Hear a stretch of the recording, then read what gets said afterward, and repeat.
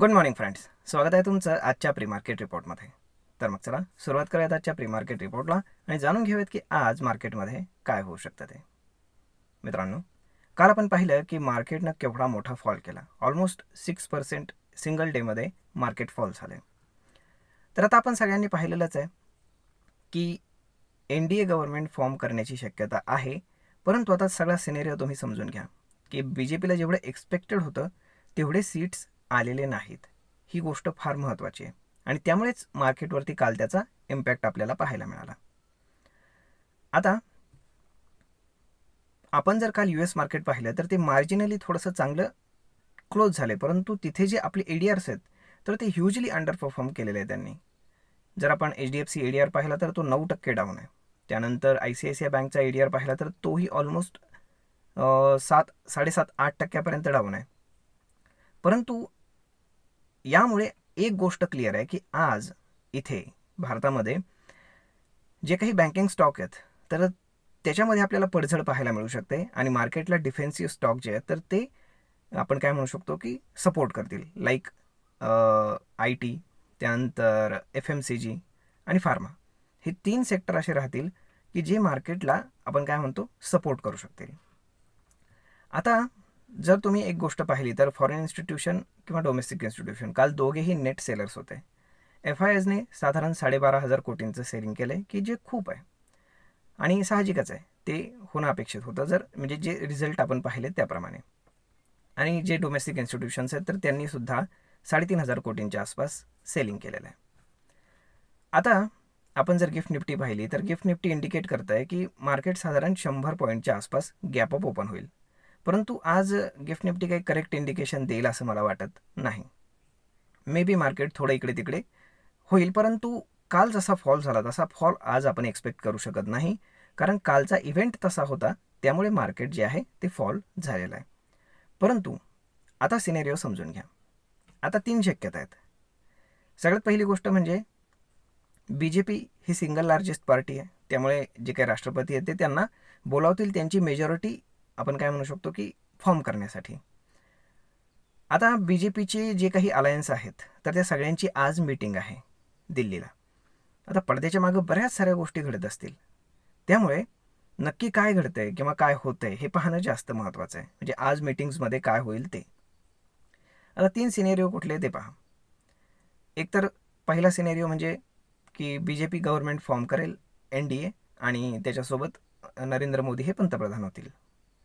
ह्या केसमध्ये काय होईल की मार्केट जे शार्पली डाऊन झाले तर ते पुन्हा तेवढंच रिकवर होईल. फार हायर म्हणजे आहे तिथनं पुन्हा 10-15% वरती जाणं नाही पॉसिबल. आता दुसरी शक्यता, BJP काय करेल की NDA सोबत गव्हर्नमेंट फॉर्म करेल, परंतु नरेंद्र मोदी हे पंतप्रधान होणार नाहीत, दुसरंच कोणीतरी पंतप्रधान होईल किंवा ते दुसरं कोणाला तरी पंतप्रधान करतील BJPमधनं. कारण BJP सिंगल लार्जेस्ट पार्टी आहे, त्यामुळे जो कोणी प्राईम मिनिस्टर होईल तो BJPचाच असेल एवढं मात्र नक्की. या केसमध्ये काय होईल की मार्केट रिकवर तर होईल परंतु ते अजून वरती जाईल. आता याच्या मागचं टेक्निकल रिझन काय, तर आत्ताची जी निवडणूक झाली तर त्याच्यामध्ये ती पंतप्रधान नरेंद्र मोदी यांच्या अध्यक्षतेखाली झाली किंवा त्यांच्या निगराणीखाली झाली, परंतु जे यश एक्सपेक्टेड होतं ते मिळालं नाही. म्हणजेच काय झालं, त्यामुळे आपण पाहू शकतो की 400+ जागांचं त्यांनी टार्गेट ठेवलं होतं तर ते 300पर्यंत गेलं. म्हणजे खूप अंडर परफॉर्म केलं त्यांच्या नेतृत्वामध्ये. म्हणून जर दुसरं कोणी त्यांनी पंतप्रधान केलं तर ही गोष्ट मार्केटसाठी चांगली असू शकते. आता तिसरा सिनेरिओ, कदाचित NDAचे जे अलायन्स आहेत ते इंडिया आघाडी जी आहे तर त्यांना येऊन सामील होतील आणि काँग्रेस गव्हर्नमेंट फॉर्म करेल. ओके, हा तिसरा सिनेरिओ आहे. या सिनेरिओमध्ये काय होईल की मार्केट क्रॅश होईल, सुरुवातीला खूप क्रॅश होईल. ऑलमोस्ट इथनं आहे इथनं अजून ऑलमोस्ट 8 ते 10% मार्केट क्रॅश होऊ शकतं आणि पहिलेच एक 5.5-6% मार्केट डाऊन आहे ऑल टाईम हायपासून. आणि ह्या सगळ्या गोष्टी पाहिल्या ते 15-20% मार्केट टोटल ओव्हरऑल डाऊन होईल आणि त्यानंतर मार्केट पुन्हा रिकवर करेल, परंतु पुन्हा ऑल टाईम हाय गाठवून पुन्हा त्याच्यावरती जाणं त्याला मार्केटला बराच वेळ लागेल. म्हणजे यांचं गव्हर्नमेंट आल्यानंतर ते काय डिसिजन्स घेतात, कसं करतात, ह्या सगळ्या गोष्टी पाहून ते ठरवावं लागेल. तर मग ह्या अशा सगळ्या गोष्टी राहतील. त्यामुळे आज मार्केटमध्ये एक गोष्ट फार चांगली आहे. जर तुम्ही पाहिलं असेल की ऑप्शनच्या ज्या प्राइसेस आहेत त्या एवढ्या इन्फ्लेट झालेल्या आहेत, खूप जास्त वाढलेल्या आहेत, आणि उद्या तर गुरुवार आहे, त्या गोष्टी जरी तुम्ही सगळ्या कन्सिडर केल्या तरीसुद्धा फार ऑप्शनच्या प्राइसेस आहेत. त्याचं मागचं कारण म्हणजे इंडिया विक्स जो एकदम हायर लेवलला आहे. काल तर तो 30 क्रॉस करून गेला होता, पुन्हा खाली आला. आता ज्यांना ऑप्शन सेलिंग करायचं त्यांच्यासाठी अगदी गोल्डन चान्स आहे. 23,000चा रेजिस्टन्स आहे, 21,000चा सपोर्ट आहे. बिनधास्त स्ट्रॅडल सेल करू शकता. त्याच्या मागचं कारण असं आहे की एवढे तुम्हाला ऑप्शनचे प्रीमियम मिळणार आहेत की जे कदाचित एक्सपायरीच्या आदल्या दिवशी तुम्हाला ॲट द मनीला सुद्धा कधी कधी मिळत नाहीत, एवढे प्रीमियम आहेत. आणि मार्केटनं किती मूवमेंट करायचा प्रयत्न केला तरी जोपर्यंत साधारण बघा आजचा दिवस आणि उद्याचा दिवस ह्या 2 दिवसांमध्ये कळेल की कोण आपण काय म्हणू शकतो त्याला, की गव्हर्नमेंट फॉर्म करण्यासाठी राष्ट्रपतींना अप्रोच होतोय किंवा कोण कुठली पार्टी, NDA किंवा इंडिया अलायन्स. तर ह्या दोन्हींपैकी कोण नक्की तिथे जाऊन गव्हर्नमेंट फॉर्म करणार हे 2 दिवसात कळेल.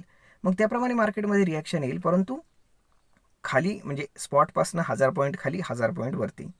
तर एवढं अचीव करण्यासाठी आज म्हणजे 2 दिवसामध्ये मार्केट लगेच तेवढं अचीव करेल असं दिसत नाही. तर मग ह्या सगळ्या गोष्टी पाहता ज्यांना ऑप्शन सेल करायचं तर त्यांना अगदी गोल्डन अपॉर्च्युनिटी आहे. तुम्हाला 2 दिवसामध्ये फार चांगल्या प्राइसेस मिळतील, फार चांगले तुम्हाला ऑप्शनचे प्रीमियम्स सध्या पाहायला मिळत आहेत.